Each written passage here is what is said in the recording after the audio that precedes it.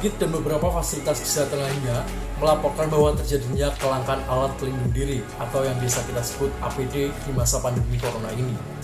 Beberapa tenaga medis melaporkan bahwa terjadi kelangkaan APD ini menyebabkan mereka menggunakan APD pengganti seperti masker kain atau bahkan seperti jas hujan.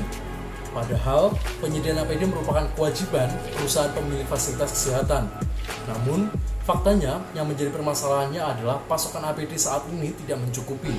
Selain itu, harga APD di pasaran juga dilaporkan melonjak drastis. Masalah tersebut bukan hanya terjadi di Indonesia, namun juga terjadi di berbagai belahan dunia. Organisasi Kesehatan Dunia atau yang biasa kita sebut WHO mengingatkan akan kemungkinan kekurangan pasokan APD. Dalam keterangan resmi pada 3 Maret 2020, WHO menyebut sarung tangan, masker medis, respirator, kacamata, pelindung wajah, baju, celemek sebagai barang-barang yang harus diperhatikan stoknya. Direktur Jenderal WHO, Dr. Tedros Adhanom, mengimbau para pemerintah negara untuk meningkatkan pasokan dengan melonggarkan pembatasan ekspor, menghentikan spekulasi dan juga penimbunan.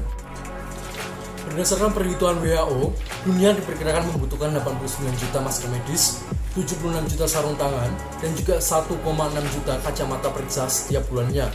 Sehingga WHO menyarankan industri untuk meningkatkan produksinya hingga 40% untuk memenuhi permintaan dunia.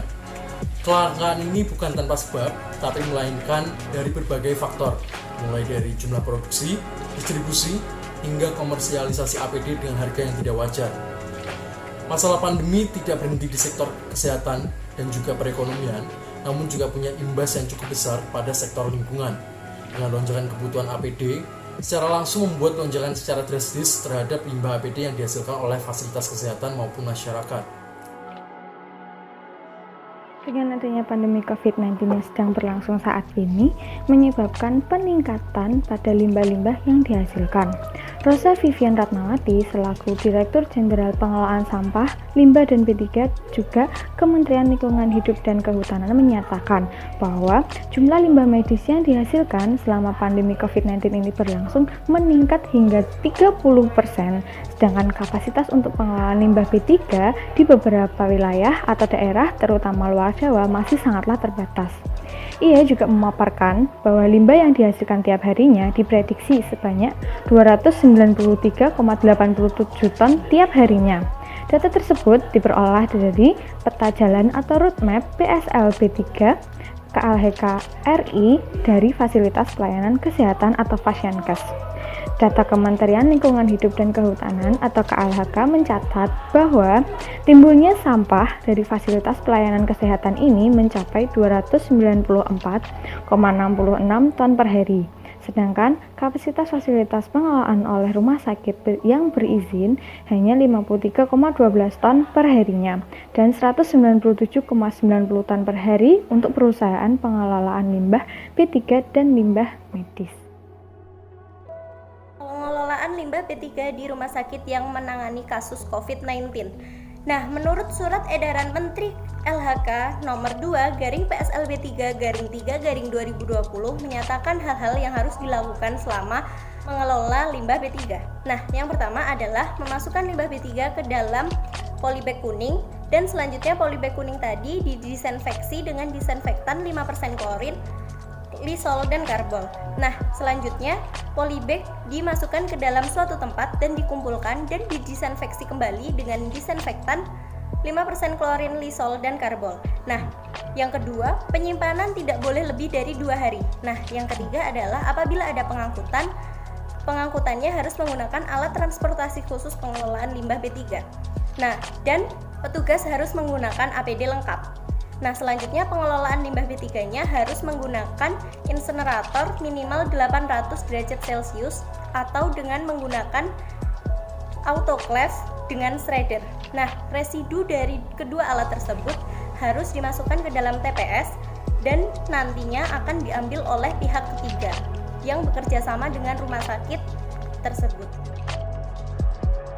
Setelah sebelumnya membahas mengenai data limbah B3 yang dihasilkan di rumah sakit beserta pengelolaannya, berikut kontribusi yang dapat diberikan untuk masyarakat sebagai upaya pencegahan COVID-19 antara lain memberikan edukasi cara pemakaian dan pelepasan APD yang tepat, menyediakan tempat sampah khusus untuk limbah bekas APD yang dipakai, mengimbau masyarakat untuk menggunakan APD yang bukan sekali pakai seperti masker kain untuk mengurangi intensitas jumlah limbah B3 medis, serta dalam upaya mencegah penyalahgunaan APD, misalnya masker, agar dirusak terlebih dahulu sebelum dibuang seperti digunting. Adapun saran DIY atau alternatif APD apabila dalam masa krisis antara lain dengan membuat DIY face shield dan masker kain, menggunakan sarung tangan yang tebal, menggunakan topi hiking dan topi renang, menggunakan kacamata renang, serta menggunakan jas hujan sebagai pengganti jubah atau gaun untuk para medis. Sekian, terima kasih.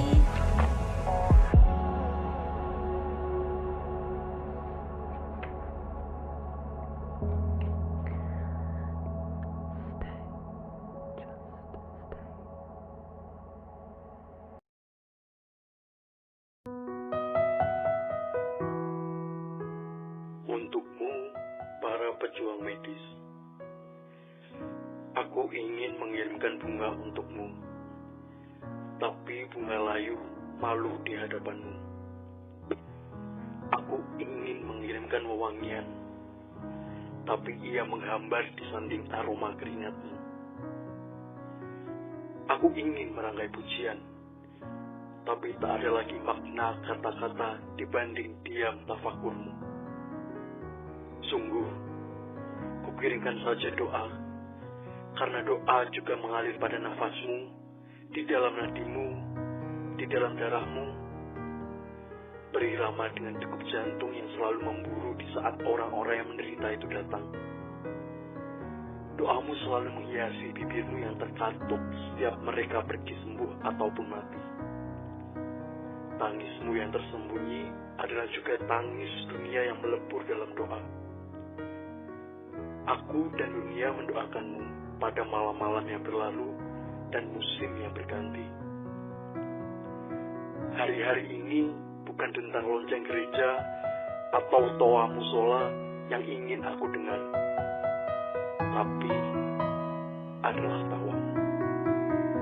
Bukan terbitnya matahari yang aku tunggu esok hari, tapi adalah senyummu, karena itu pertanda dunia tak gelap lagi.